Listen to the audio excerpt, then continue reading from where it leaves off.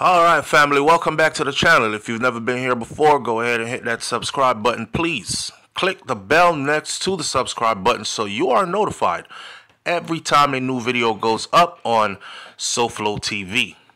Hey, there's a lot going on in the Diddy trial right now. Not trial, but his bail hearing. So if you don't know, let me catch you up real quick.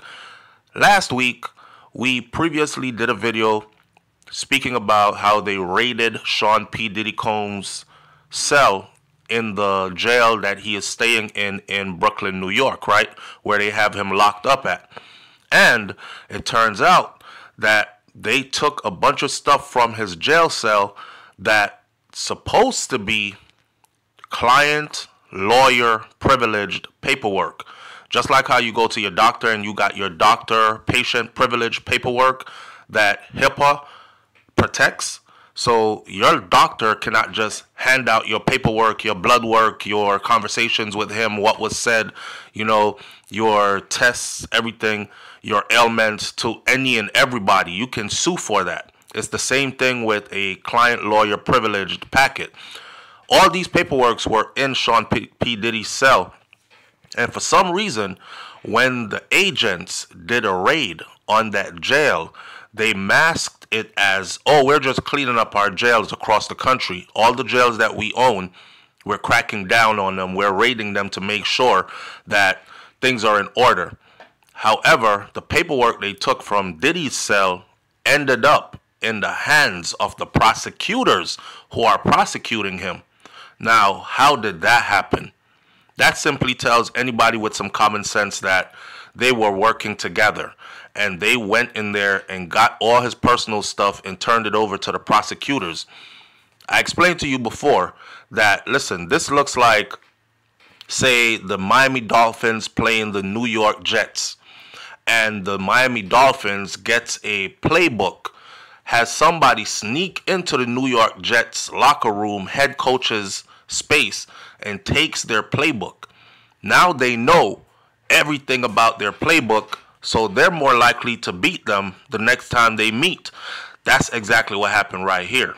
Was it right? No, it wasn't. And you don't have to take my word for it, because the judge, when they went to court, because Puffy's attorneys requested an emergency hearing, and the judge, hearing what happened, granted that emergency hearing. When the judge appeared in court, the judge granted them the right so that Puffy will no longer, or P. Diddy will no longer be coming to court in handcuffs and shackles. That's one win for them, because he said, his attorney said, that could sway the mind of the jury. You know, jurors or potential jurors are looking at you in handcuffs and shackles, and your mind is thinking, damn, he must be a super dangerous person. He's like Hannibal Lecter. You let him off the cuffs and the chains and stuff, he might gouge somebody's eyes out, bite somebody's ears off or something, right? So they took him out of those. The next thing the judge said was, the judge ordered the prosecution to, A, explain to them how all that paperwork ended up in their hands, but more importantly, to destroy it. Destroy all of it or give it back. Now, if you ask me, that's not really a win, because I think they already zero copied it and they got their stash, or they already read through it and memorized and know what they need to know, which puts Puffy or P. Diddy and his team at a disadvantage. Now, fast forward to today, which is November 25th of 2024, as they head back to court. They had a bail hearing Friday, and then the weekend hit, and the bail hearing was paused. So they did not finish the bail hearing. Puffy was granted, or P. Diddy was granted, a bail hearing to see if he could get out of jail and if he can be on home arrest until his trial, which isn't set until summer of 2025. Well, all these other events leading up to this, a lot of experts are saying, man, it looks like he's about to get bail. The judge is considering giving him bail. So, now that I've got you up to speed, here are the conditions, and here's what's going on in the courtroom as of November 25th of 2024. So for the first time, the lawyers for Sean P. Diddy Combs urged the judge on Friday to grant the hip-hop mogul $50 million bail, but this time saying that he should be placed in his home confinement in a 3-bedroom New York City apartment on the Upper East Side with 24-hour surveillance. Now, you know, Puffy has, or Diddy got, whatever you want to call him, Puffy, Diddy, Sean P. Diddy Combs, Brother Love. He got so many names. I'm from the generation where we refer to him as Puffy. So if I keep saying Puffy, y'all know that I'm talking about P. Diddy, right? No explanation really needed. Though, back to this. So he has property all over the place. And one of the things they asked for before was that he be placed on home confinement in his mansion in Miami. And that, I think, was one of the problems, because if you're getting prosecuted in New York, it's kind of hard for them to put you in Miami. You're out of the way. You could be doing anything in Miami. So this time, his attorneys came back and said, okay, forget the mansion in Miami. He has a 3-bedroom luxury apartment in the Upper East Side, New York City. You can place him there, Judge. And this is what was said on Friday. Not only will they place him there, they are offering to place him under 24-hour surveillance. See, they have to make the restrictions very strict in order to win this bail, because the prosecution is saying, we don't give a damn. We still want him behind bars. So federal prosecutors, however, they fought back against this. I mean, y'all, let's be fair, y'all. The man will be on a 24-hour security. What the hell can he do? Right? It's not like he is in there for murder or anything. Federal prosecutors, however, said that Diddy violated the rules inside of the federal lockup and that the hip-hop mogul cannot be trusted outside with contacting witnesses. They also alleged that he was a danger to others. Alleged. There's a difference between alleged and actually proving. And alleged is an accusation. You're going to have to prove that this man is a danger to others. In all fairness, the days leading up to his arrest, Diddy was walking around in the streets of New York. People were, oh, that's Sean P. Diddy Combs, that's Diddy. Running up to him, he was signing autographs, taking pictures, smiling, sitting in the park, doing all that. He did not hurt not one soul. Weeks leading up to that, he was out in public, in Miami, in other places. He didn't hurt not one soul. So suddenly, the fact that you're trying to get us to believe that he is such a danger to the public, that he should be confined to a jail cell or a cage like some rabid animal, I don't buy it. And I don't think the judge should buy it either. But then again, that's just my personal opinion. We're going to have to see how they look at this, right? U.S. District Judge Arun Subramanian, that's the name of the judge. I won't be saying the judge's name again. Delayed a decision until next week, which is today, starts next week. I don't know if they'll be back in court the 11th, the 25th of the 11th, the 26th, 27th. I'm expecting them to be back in court today, which is November 25th, and they'll start from there. However, it could be another day. So the judge had decided that, okay, delay the decision until next week, because like I said before, Friday was following Saturday and Sunday, the weekend. Diddy's legal team told the judge that it was proposing conditions far more restrictive than what Diddy is now facing in the jail that he is in. Check this out. He'll be in that apartment they spoke about. He will be under 24-hour surveillance.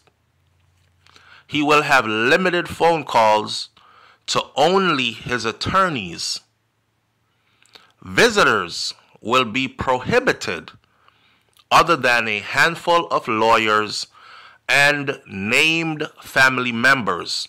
These family members will be on a list and they will be verified, and only them can visit him. And, of course, again, 24-hour security. Not just 24-hour surveillance, video surveillance, but 24-hour security as well. Personnel security by an independent firm with a bar on contacting witnesses or potential witnesses. So he'll be barred from contacting anybody that has anything to do with the case, witnesses or potential witnesses. And security, manpower security, plus video 24 hours surveillance. Damn. Now, previously, the defense had proposed, which is Diddy's lawyers, they proposed that he should be in his Miami mansion, right, for home detention. And the judge rejected that Friday because it was a dock and access to water. The judge rejected it because it has a dock and it has access to water. What does that mean? It means he can get on a boat, a speedboat, and from Miami to Cuba or from Miami to Haiti is just like an hour away. Zoom, or across the water, Diddy out of here. It's funny, we might laugh at it, but the judge seriously said nope. He won't be in that Miami mansion because it has a boat dock and access to water. It is on the water, which tells us, you know, the possibilities of him running. Honestly, I don't think Diddy is going to run anywhere, because if he runs, he leaves his family behind to be prosecuted and persecuted. However, this is what we're dealing with, right? So Sean Diddy Combs, 55 years old at the moment. He pled not guilty to the charges, some serious charges: sex trafficking, racketeering, and transportation to engage in prostitution. And then, of course, there are the allegations, which are like accusations, right? Him and his associates are accused of luring female victims and some male victims, often under the pretense of a romantic relationship or something like that, or come on, let's go party with us, and allegedly using force and threats and coercion and drugs to get them to engage in sex acts with male prostitutes in what Diddy referred to as freak-offs. This is their description of it in the court. This is how the prosecution describes that. And then, of course, there are also the allegations that are not a part of what he has been tried for in court. These are just allegations from the outside in all his civil suits. Now, he has been in federal detention for more than 60 days since his arrest. Federal prosecutors went over it again, and they said that their opposition, their objection to Diddy being granted bail, alleging that Diddy attempted to tamper with witnesses and influence potential jurors from behind bars. Our last video, or our video from last week, explained what they meant by that, which I thought was bogus, because they're talking about his kids coming together for his birthday, celebrating his birthday on camera, on social media, and saying, "We love you, Dad." The prosecution says this is him attempting to influence potential jurors. Wow. Now, y'all know damn well if Diddy was out, he would be having a lavish party for his birthday like he does every birthday. His kids come together every birthday, right? So this is no different. This was just done on a lesser scale because he is not free. And the lesser scale was just his kids coming together to give him some moral support, put it out there on social media, and we put everything on social media nowadays. I think they want even the children to disappear. I think they want all the mothers of his children to just stay quiet and disappear with the children. I think they want the public to have a perception that he has done a wrong that is unforgivable, and his family has turned their backs on him and he has no support because he is so guilty. In essence, I think the prosecution is trying to sway the minds of potential jurors already, while they're accusing Diddy of trying to sway the minds of potential jurors, influence potential jurors. Isn't it ironic? Anyhow, man, prosecutors said that in the Metropolitan Detention Center in Brooklyn, where Diddy is being held, he had flouted the rules regarding communication in phones and was orchestrating contacts with witnesses to buy himself out of the case with false testimony. Of course, they're going to have to show all this to a judge for a judge to believe this. You can't just get up and say that and the judge is like, okay, I side with you. The judge is going to say, what do we have that proves that this is what happened? They had accused Diddy last week of buying commissary for the other inmates, putting money on their books and using their phone time and hooking up three-way calls so he can reach out to potential witnesses or accusers in his case so he can probably pay them off, I guess. The judge asked the prosecutors to address why Abercrombie & Fitch CEO Michael Jeffries was able to get a $10 million bail on an incident for sex trafficking and prostitution business and not Diddy. Boom. See, my audience, my SoFlo TV audience, have I not said this? Have I not even done a whole video on this? Go back on my video thread, look at my videos, and you will see where I brought up this exact case. The Abercrombie & Fitch CEO Michael Jeffries case. Him, his lover, and one of their associates, they were indicted. Their indictment was unsealed. The details in the Abercrombie & Fitch indictment, they are gross details of things they have done to unsuspecting victims, to young men, a lot of them, some underage, etc., etc. You know the whole case, right? So now that Diddy is before a judge, I like the fact that the judge is asking, well, prosecutor, I mean, I see y'all want to keep him behind bars. I see y'all want to keep Sean P. Diddy Combs behind bars, right? And at every turn, you are telling me how dangerous he is. But Abercrombie & Fitch CEO Michael Jeffries, the details from his indictment makes the details from Diddy's indictment look like literally child's play, no pun intended, right? The judge is asking how come he was able to secure $10 million bail and walk out the same day he walked in, pretty much. And his charges are for sex trafficking and prostitution. And Diddy put up $50 million. His mansion, his mama's house, all this, offered all kinds of restrictions and still cannot get out. I need y'all to answer this for me. I like this judge. I like this judge. You know, everybody can see what's happening in Diddy's case, but somebody's going to have to speak up. But you know how they do already, right? They play in our faces. The playing field is never leveled. It's funny how, I mean, don't get me wrong. Wrong is wrong straight across the board. But the system is supposed to be innocent until proven guilty. That is why you have a court date and you have a trial. So the prosecution is persecuting already without even a court date. While somebody, let's say it for what it is, right?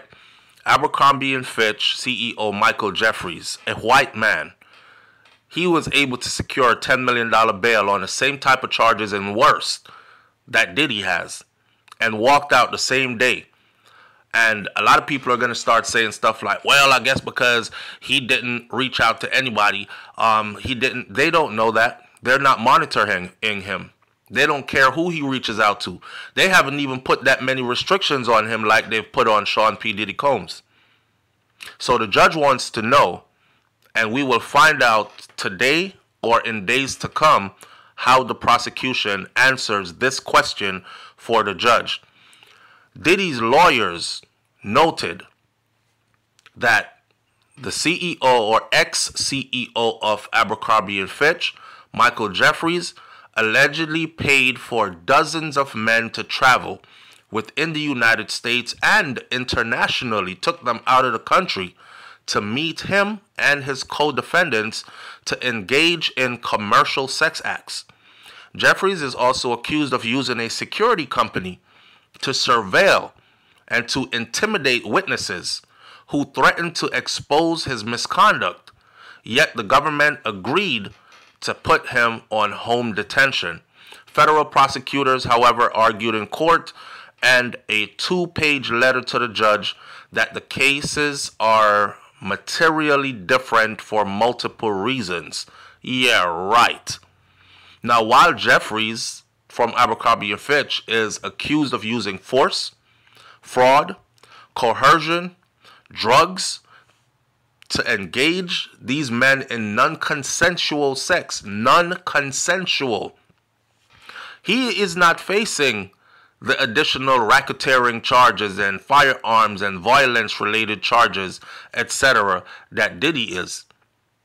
Even though everything is there for him to be able to be facing these charges, Diddy is charged with leading an enterprise with a persistent pattern of racketeering activities from 2008 to 2024 that includes Diddy, Combs, and his co-conspirators engaging in kidnapping, arson, and forced labor.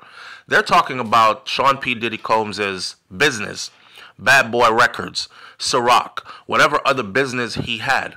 They're saying basically that he used those businesses as a front. Well, Jeffries for Abercrombie & Fitch, he no doubtedly used Abercrombie & Fitch and his position at Abercrombie & Fitch to do all the things he's accused of doing. But yet still he is not charged with this is where the racketeering charge comes from. And he enforced labor and kidnapping, putting people on planes, taking them to places where they couldn't leave at their own will, drugging them, etc. Yet he has none of these charges. It's going to be interesting to see what comes out of this today. Diddy's lawyers also argued that the government distorted the now infamous security video of Diddy assaulting his back then girlfriend Cassandra Cassie Ventura at the Intercontinental Hotel in Los Angeles that exists no more. A prosecutor said that they used the version that was first shown on CNN because they didn't want Diddy or his attorneys to be able to identify the source of the video and to retaliate. The judge gave prosecutors and Combs' attorneys until Monday, which is today, November 25th, to submit information about Diddy's communications from jail, a recent sticking point in the case before the judge makes the bail decision. So today, November 25th, 2024, the judge is expected, today was their deadline, because they accused them, the prosecution accused them of doing certain things behind bars. And the judge said, you have until Monday to bring me proof of his communications from jail, the things you claimed he was doing, using other people's stuff to make, so they're going to have to pull up like voice recordings of him on somebody else's line, using somebody else's number or somebody else's card, or however they do it behind bars, in order to make phone calls and etc. Whatever they accuse them of, they're going to have to show it to the judge. That's why I said earlier, this judge is a game changer, because this judge is not just going off of, oh, he's a dangerous guy, just leave him back there and we don't care about proof. The judge wants proof. And the fact that the judge even asked the prosecution to answer that question about Jeffries, the Abercrombie & Fitch CEO, being on similar charges How come he got $10 million bail and Puffy is offering 50 mil plus all this other stuff and still stuck behind bars? Y'all stay tuned. I'll bring you the update. Leave your comments in the comment section below. Tell me what you think about this one. I'll catch you on the next video. It's SoFlo TV. I'm out. Peace.